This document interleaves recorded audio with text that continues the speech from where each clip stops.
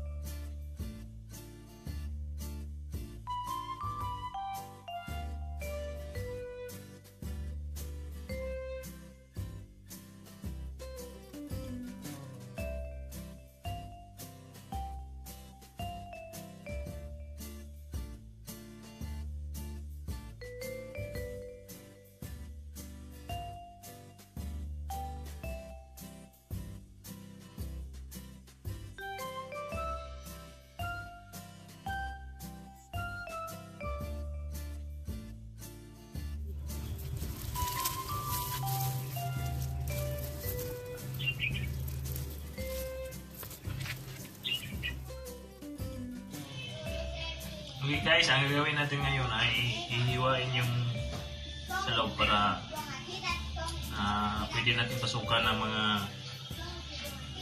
spices.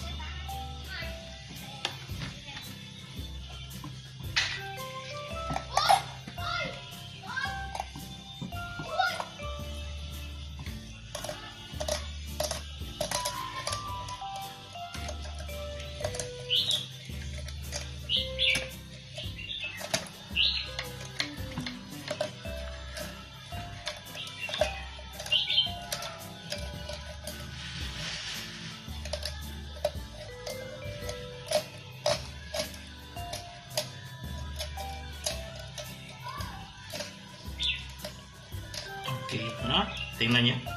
Dito na, kutsilyo. Okay. Tama na yan.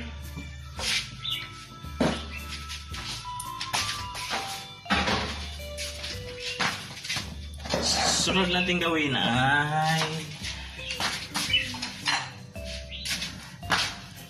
para buo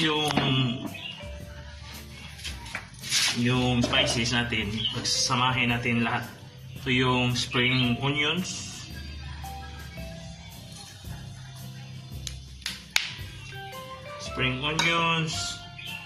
tanglad, sibuyas, di ba?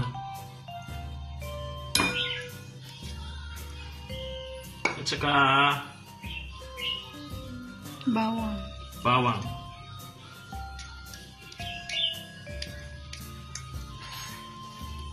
Para sa mga aswang.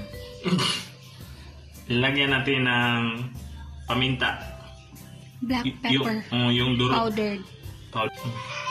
And then, lagyan natin ng asin. Yung asin is para yung laman niya is Malasa. malasa. Hindi masyadong marami guys na. Kunti lang.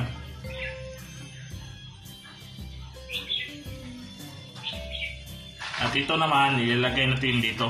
So bago yan, ito muna. So imimix natin. Nagwash na ako kanina ng kamay.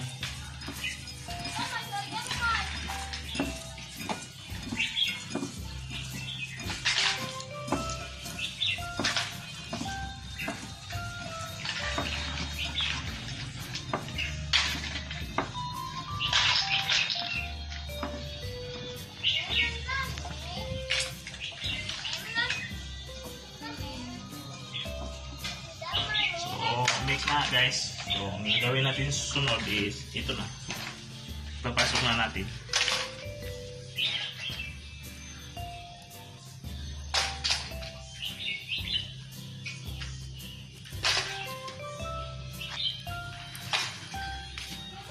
Para magiging mabango at malasa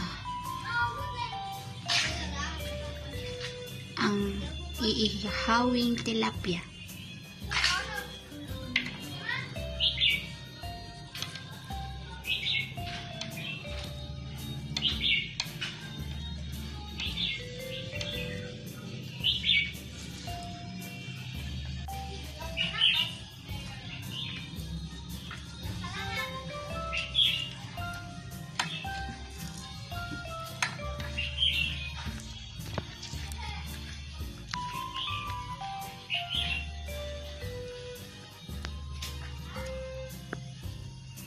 Mas maganda ba ito walang ano dito?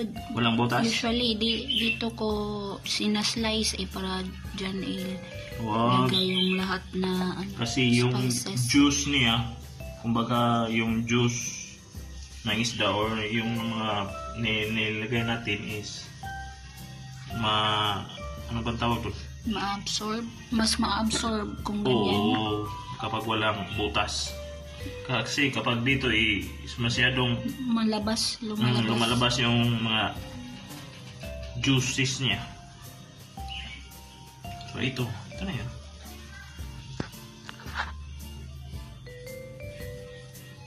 Ready for ihaw. Okay, ready na. Ito. Then, lagyan natin ng asin sa labas.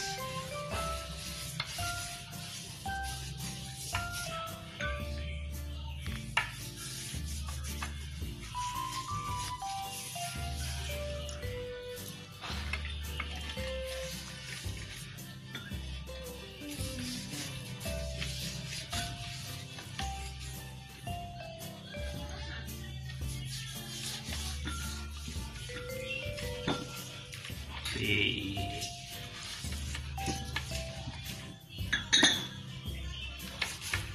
Yun na yan guys. Okay.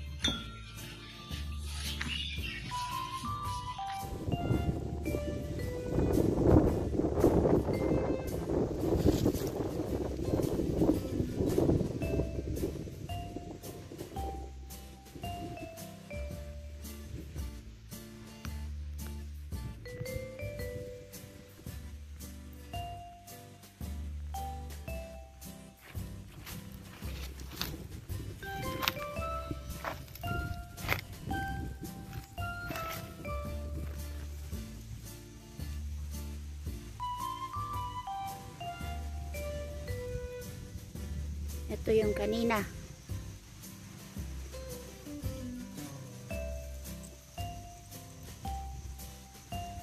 Nandito kami sa ibang spot naman. Pero pwede pa rin maliguan dyan. Kami lang ang tao dito ngayon.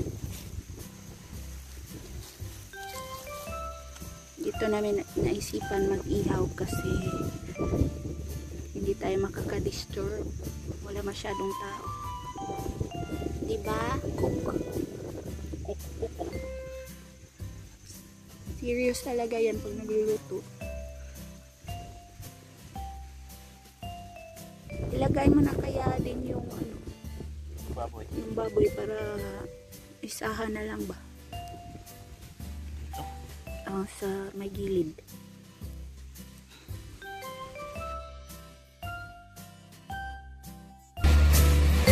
Don't forget to subscribe, like, and share. Thanks for watching. See you on our next videos.